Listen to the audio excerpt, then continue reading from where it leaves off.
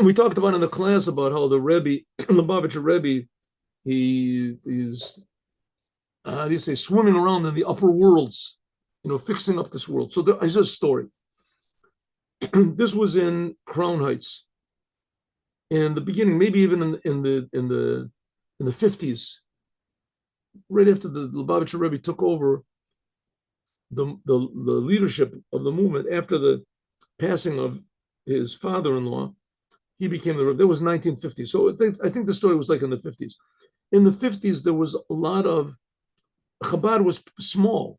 It wasn't that big. Certainly nowhere near as big as now. And also in Crown Heights, there were a lot of other groups of Hasidim. There were Bells and Vishnets, other groups of Hasidim that were there. Anyway, there was one young man that he was in one group of Hasidim. I don't know, maybe it was even in the Litvische groups, whatever it was. And he started coming to the forbringers of the Rebbe, and he really liked it. And he started becoming a Hasid of Chabad.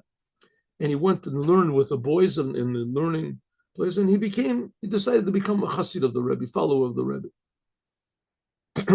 And eventually he made a shidduch with a girl to marry a girl.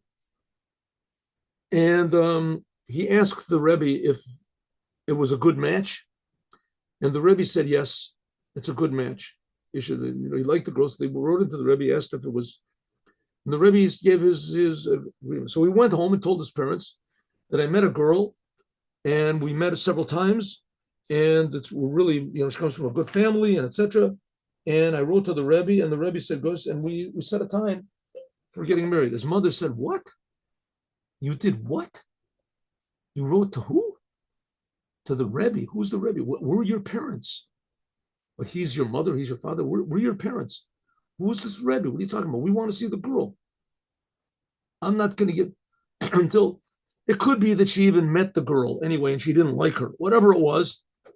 And she said, "That's it. We're breaking the thing off." So the boy said, "I'm not going to break off the wedding. I like the girl, and you're not going to anyway." It ended up that the mother went into when all the boys were sitting and learning. How many boys were sitting in the room? 50 boys, who knows how many. And the mother came in to her son and she screamed at him, "You're not going to marry this girl." And she slapped him in the face and she left. Who is this Rebbe? What's he talking about?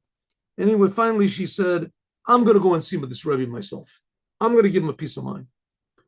So she went to the door of where the Rebbe was, and she took her son with him. Took her son, right? I'm going to show you. We're going to go in. So he said, "Ma, come on, leave me alone." I'm like, "Okay, maybe I made a mistake. Maybe I should have told you, but I like the girl. We want to get married. We'll see about this." So his mother took her son to this, and she goes into the Rebbe's office, and about 10 minutes later, she comes out, Mazel Tov, to her son. So her son said, "What happened?" So she said, "I went into the Rebbe, and I was very impressed. I saw that this is a really good person and a really, a very impressive person, So, I was going to yell at him, but I didn't. I said, "Rebbe, what's this? How can you tell my son to get married? He didn't consult us. I don't think that this is fair." And the Rebbe said, "I agree with you. I agree with you. And as soon as I heard that you were against it," he said, I thought that maybe I had made a mistake." He said, "No, no." The Rebbe said, "Before I make any decisions, so I go up into the highest levels of heaven and I look into the books, and I saw that this match is a good match." And then the Rebbe said, "As soon as I heard that you were really against it, and so I decided I'm going to go again. Maybe I made a mistake. So I went up into the heavens and I looked at the books and I saw that it wasn't a mistake, that it's really a match from heaven."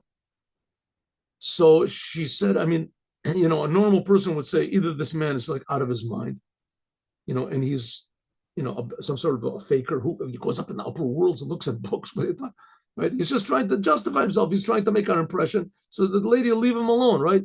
So she said, "But no, I looked at him and I saw that he was really genuine, that he really was saying the truth."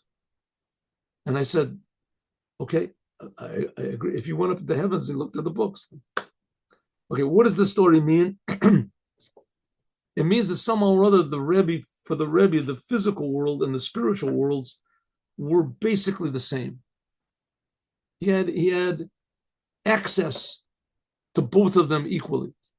But you can't really understand the physical world unless you understand the spiritual worlds a little bit. And who understands that? I mean, you have to have a feeling of it. And the Rebbe understood. The Rebbe somehow was that's only one of many stories, but that's a very interesting and indicative story of a little bit at the tip of the iceberg of what the Rebbe could do. Have a good day with Mashiach now.